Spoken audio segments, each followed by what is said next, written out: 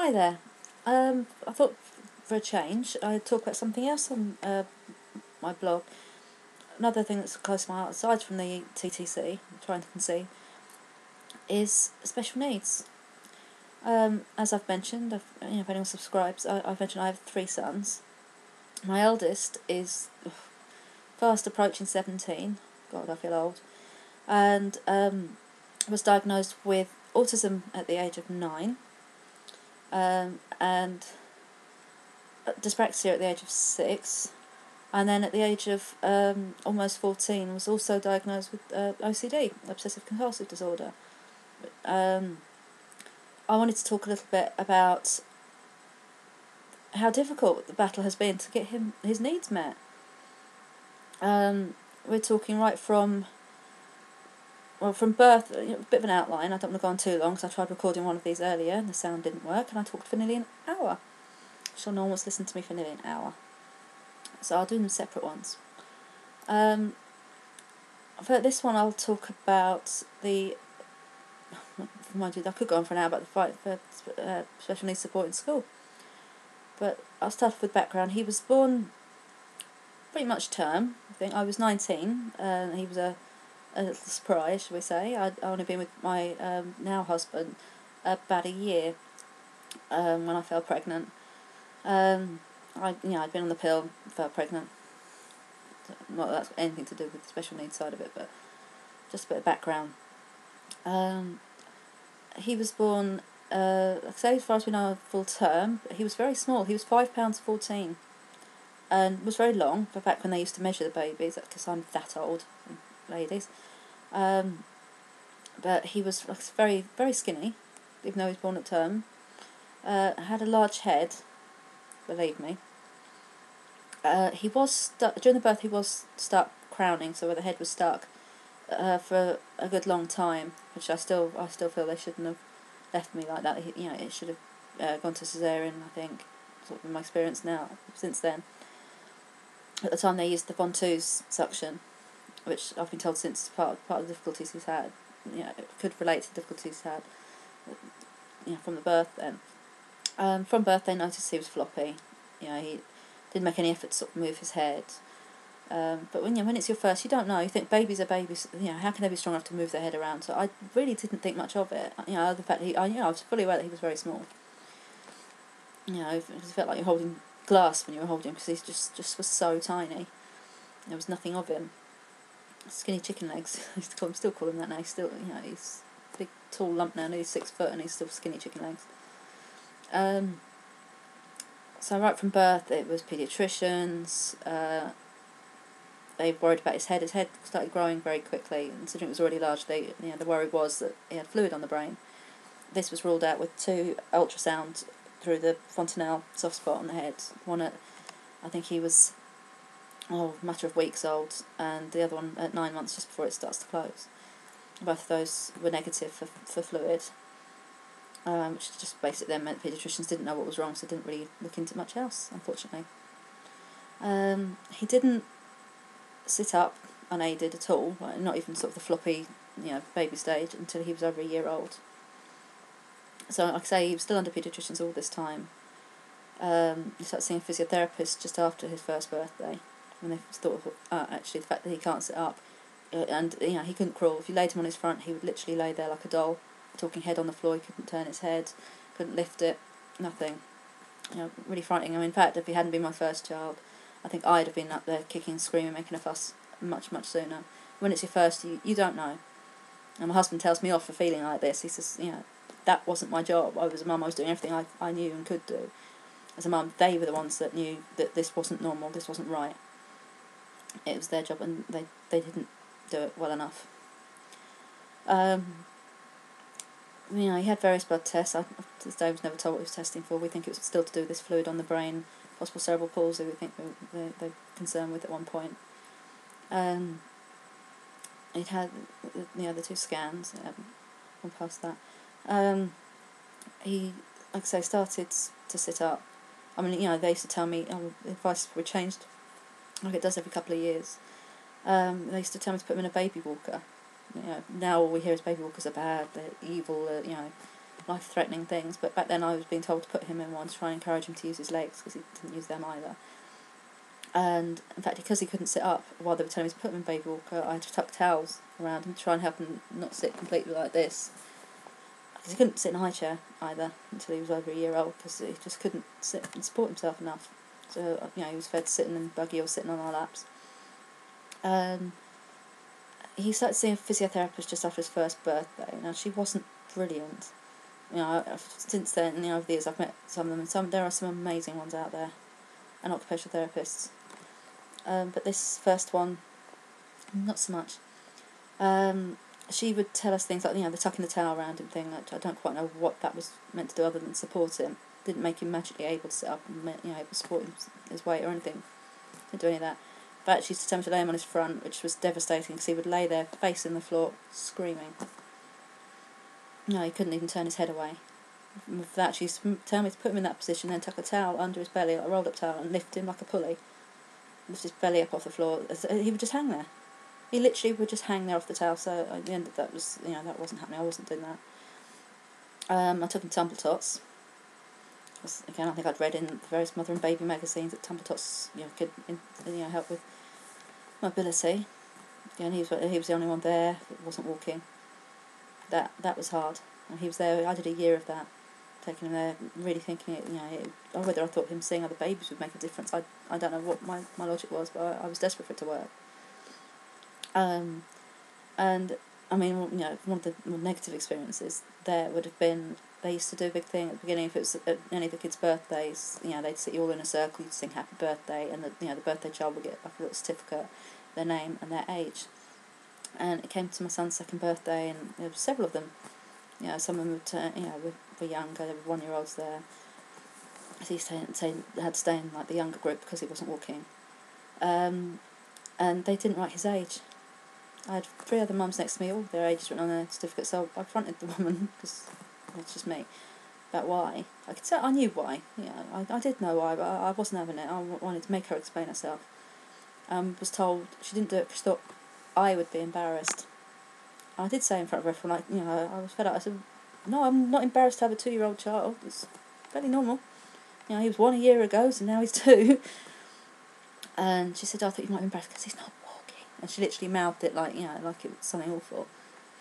And I got all the sympathetic looks, and that would have been my last visit to Tumble Tots with my son. 18 months. It got to 18 months, and he's still seeing this physiotherapist occasionally. She cut it down because he was having Tumble Tots. And at 18 months, he started to bum shuffle. Now, if anyone's seen that, it's quite a funny thing to see, but I was just so thrilled. It was mad. It didn't help him, reach things or whatever, because obviously he's still on the floor, but he had it down to an art. This child could go at speed. And he didn't just go for one side and the other, which I thought was a good thing. I thought it was fantastic. The day I'd go and tell the physiotherapist that he'd done it, I was so excited, and she was like, oh no. I could turn around and said, oh, he's learnt to swear, or he started smoking. Even she was upset. Because she turned to me then and said, well, that means he won't walk. And, my partner, boyfriend then, who's now husband, said, what? She said, it's not my place to tell you, but there's something seriously wrong with your son, and I doubt he's ever going to walk. So, of course, we marched straight into the paediatrician, was told that's nonsense, because you get that. You get one says this and one says that, and too much of that goes on. Unfortunately, the paediatrician, like I say, wasn't great shakes either, so...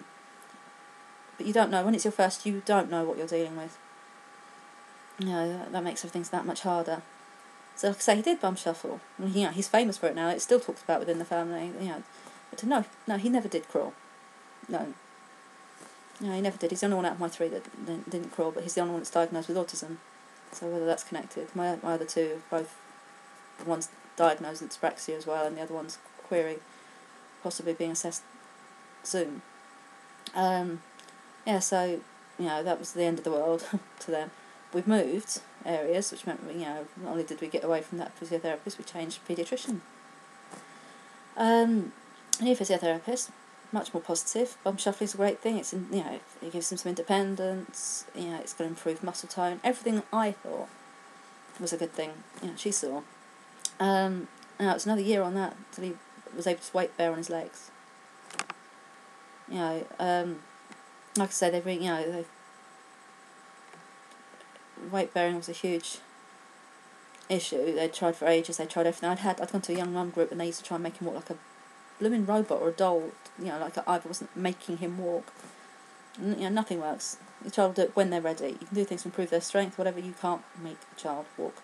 Like, you can't make them be ready to be potty trained. That's all as well.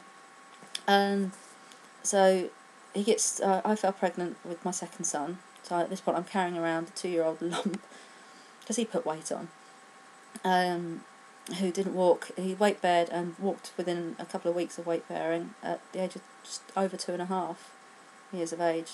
So a long way, a hard way. I mean, you know, I saw kids' friends who were like years younger walking. I had friends who didn't tell me their children started walking because they thought I'd be devastated because my son couldn't.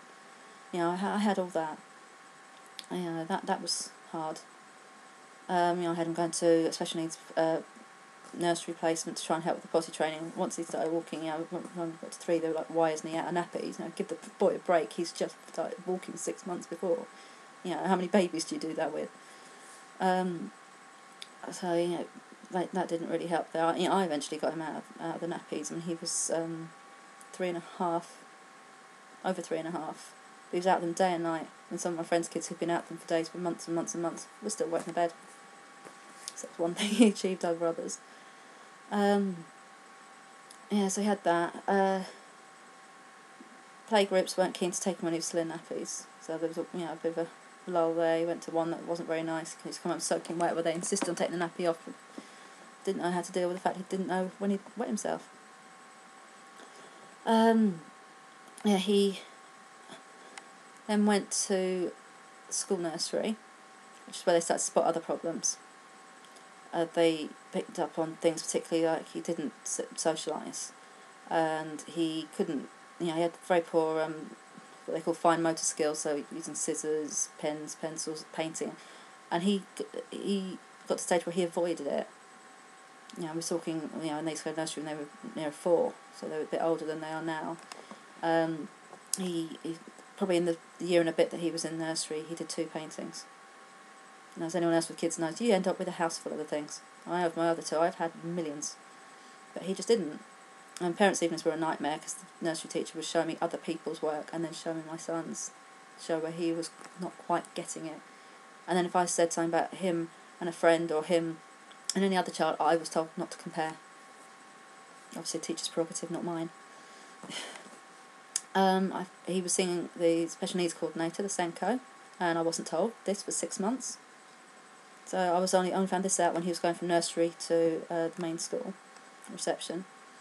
And obviously I insisted on meeting her. That was an experience and a half.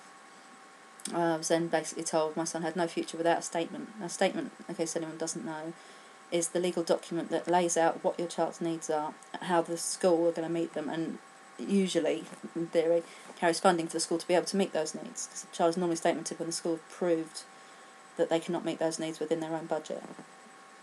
It's a huge process to try and get that, and they don't give many out anymore. And it was a huge process getting one for him. This, way back, the first attempt, it was back when schools had to do it. Parents had no power over it. I'm kidding myself that they have any now, but that parents weren't able to apply, they weren't able to fight, or appeal a decision if the borough said, no, your child doesn't warrant this help. Which now, the theory is you can. So, I'd never heard of any of this. I knew nothing about statementing. I knew nothing really about the special needs education system. I was sort of pushed down this track. I agreed to this assessment, agreed to, filling out forms saying yes, I want this help. Educational psychologist has to assess them. Even before it's stupid, they have to assess them to decide whether they need to be fully assessed. Now, how ridiculous does that sound? But it's for if you have to apply for statutory assessment, which is the assessment that decides whether you need a statement or not. But they can refuse to do that assessment based on the mini assessment they do. It's just the most system. I just don't even know the word for it. Ill thought out, should we say? And the government need to shake that up. So I was told that my son was top of this educational psychologist who comes in from the Education Authority. Top of her waiting list, I was told. The school were doing everything they could. They were waiting on her to come in. It was all down on this woman. This woman was the delay. And he kept having bad accidents at school where he doesn't have the reflex to protect himself when he falls. So I thought, fine. Okay, I got fed up when he'd had the 5th or 6th one of these in 2 weeks.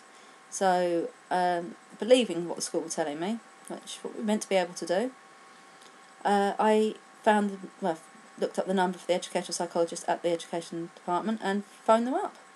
And basically, more or less, demanded to know why they were dragging their heels, why they were letting the school down and letting my son down. He was top of their waiting list, I said to them, and was met with, what waiting list? I kid you not. What waiting list? I said, well, I've been told by the SENCO you have a waiting list and my son is at the top of your waiting list. She went, the school have the waiting list. All they have to do is phone me and I'll be in the next day. I couldn't believe what I was hearing. So I confirmed again. I said, you're saying that the school have told me you have the waiting list and that's not true. And she said, it's absolutely not true. So, because I ended that phone call. This one wasn't particularly nice on the phone, I must admit. She was very blunt and very dismissive. So, of course, I went straight to the school, which luckily at the time was 5 minutes away, and was met with the SENCO with her little diary, arranged to meet with me to discuss things. And I'm not ashamed to say, I got angry. I said, well, I think you've got a minute now to tell me why you're a liar. And I thought, well, I'm not ashamed of saying that. If someone told you something that's not true, what does that make them?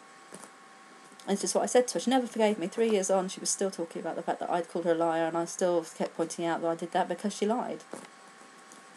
I was never going to take it back.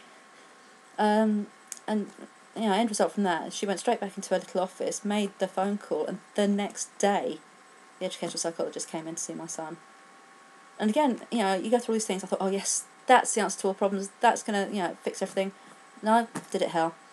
She came in, saw him for 10 minutes, came in the next day, another 10 minutes, watching him doing silly things like sitting on the carpet at quiet time and walking into the classroom. Not actually in a lesson or anything, vaguely spoke to the teacher. The class teacher felt she hadn't really listened to her. I had a great relationship with the class teacher. So the report's been, it's put together, and I received a copy of this report. First report I'd had from anyone other than paediatricians, and it was just complete rubbish. It was all how everything was completely normal with him. She hadn't noticed anything remotely different. The teacher didn't have any concerns, which was wrong. I knew that was wrong.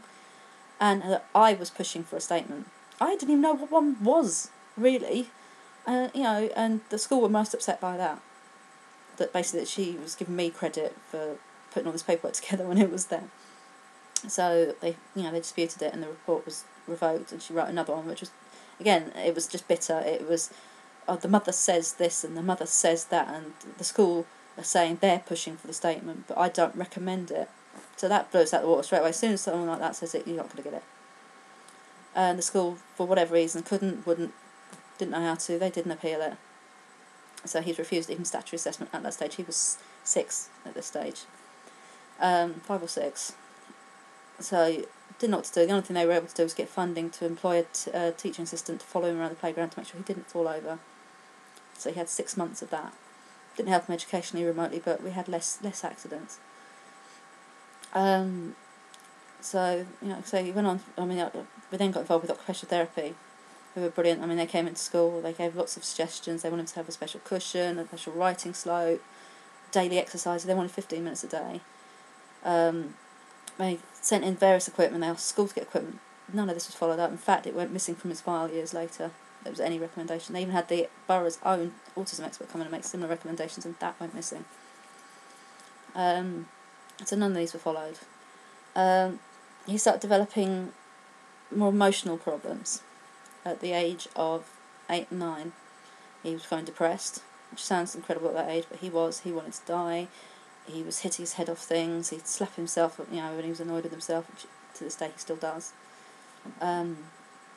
He was miserable. No matter what he did, he just, and he kept talking about wanting to die.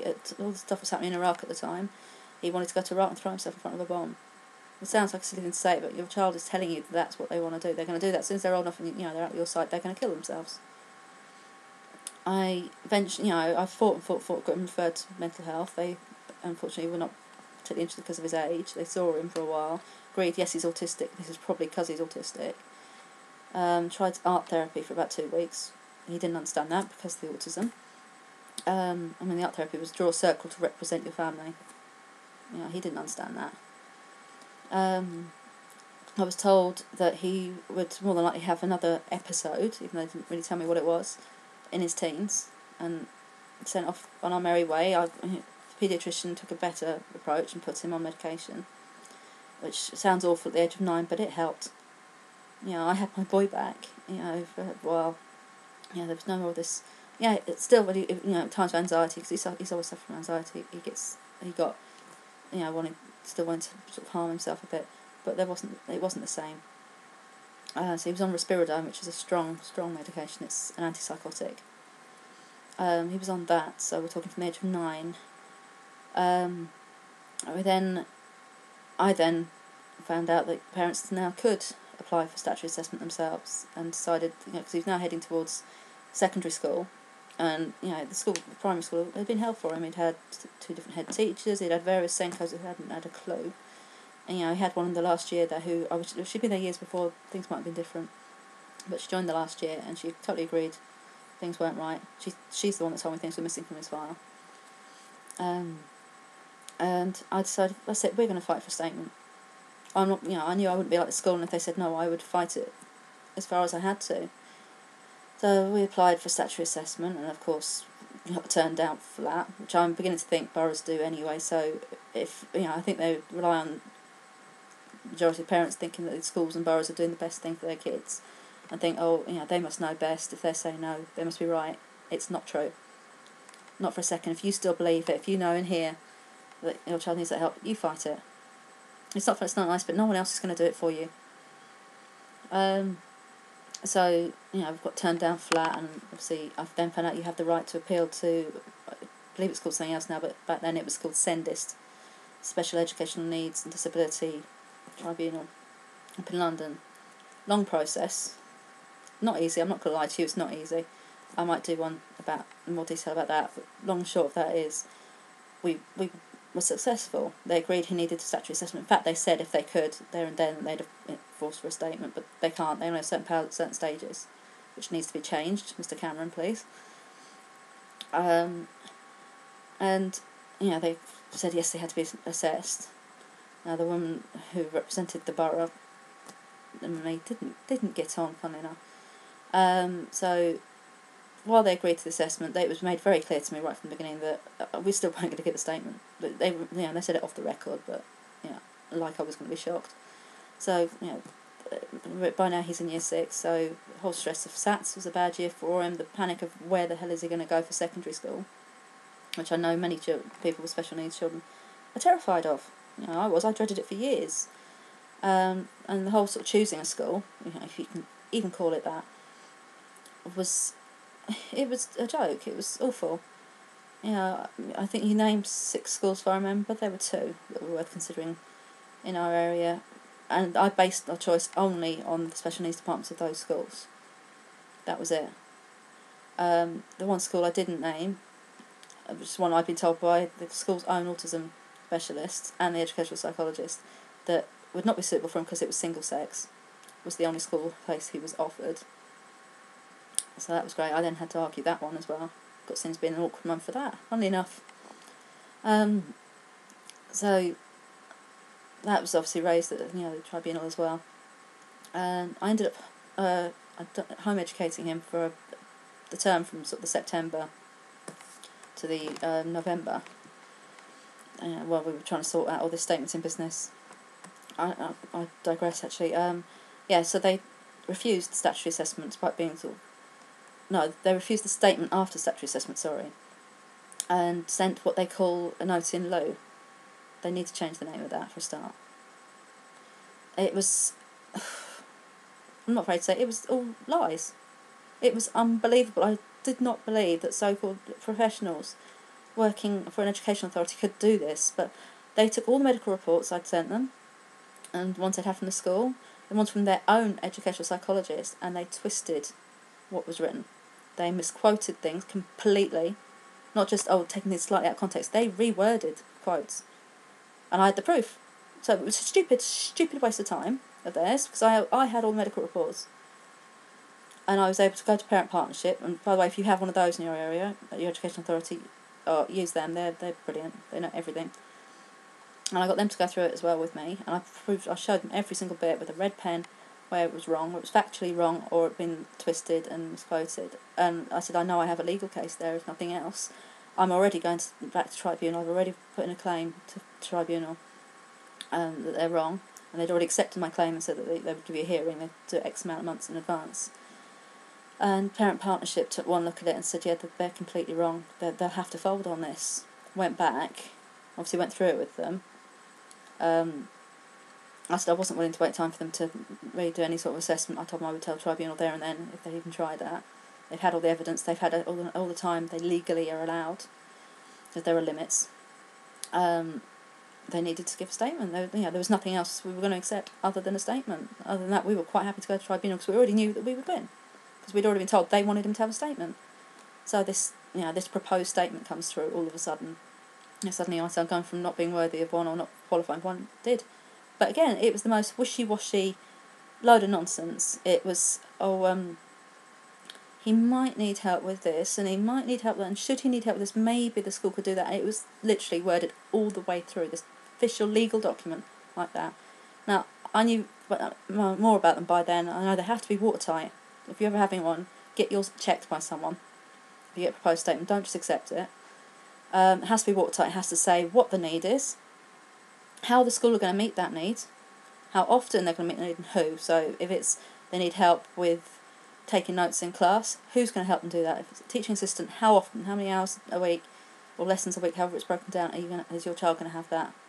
And then you have something to make them do. You can make them stick to it then. It's legally binding then. And it also states what funding the school will get. So this first one was, like I said, it was wishy-washy. I mean, they were given 17.5 hours a week funding, but it wasn't concrete. The school could basically still do what the hell they wanted with that money. And I just would, I wouldn't have a leg to stand on, because it would be, we said if we had, and we haven't had the time this week, it would all be nonsense. So I basically just went through it and wrote down exactly how I wanted things worded, going by what they'd agreed the needs were, how they should word it, and I got it. But once you have that, you can then name the school, a particular section of it. You name the school that you would like your child to go to, and they then take the statement along to the school. And the school can, the school don't have many grounds to say no. If they think they can't actually meet those needs, even with the funding, or if they think your child's needs will have a negative effect on the school or pupils, they can say no then. So our first choice school said no.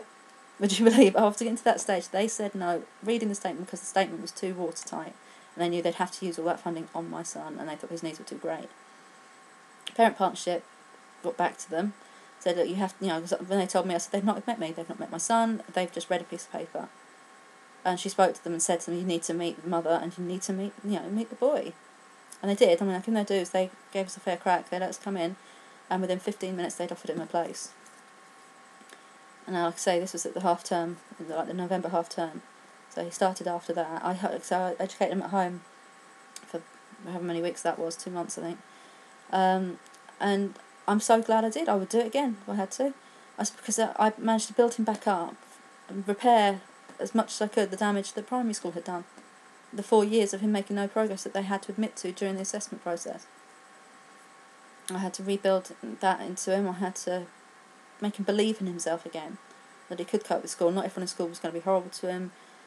I mean, he's still, he's never been able to approach teachers. I mean, God bless him. But this is a boy that came out, finished year 11 this year with 1A and 5 C's at GCSE. And I have never cried so much in years. The day we went to get those results. And he's now, by his choice, I'm a little bit, oh my God, it's a lot of work and a lot of pressure. He's now taking his first year of A-levels, so AS levels. He's still on medication. He went back on medication. The risperidone stopped working, unfortunately. He started that when he was 9, and it stopped working just before his 14th birthday, when the suicidal thoughts of the self-harming got very, very bad. We ended up, I'll do another video about that, but he ended up on further medication to replace Risperidone is now on Prozac, and they're looking to review that next week. So I may do an update after he's been reviewed for that. But I just want to be able to help other people, because I've had many parents come and talk to me in the street and stuff that knew me, because I'm quite vocal about these things. And if anyone has any questions or would like any advice, please leave me a message. Feel free to subscribe to see any of my other videos. I'm a friendly person. My name's Helen. I don't know if I don't think my name's on here, but I'm Helen. Thank you for taking the time to listen, and like I say, I will do some other ones to go into more detail. I'm quite aware that this is half an hour long, so thank you if you've managed to sit through the whole thing, and I'll be on again soon. Thank you. Bye.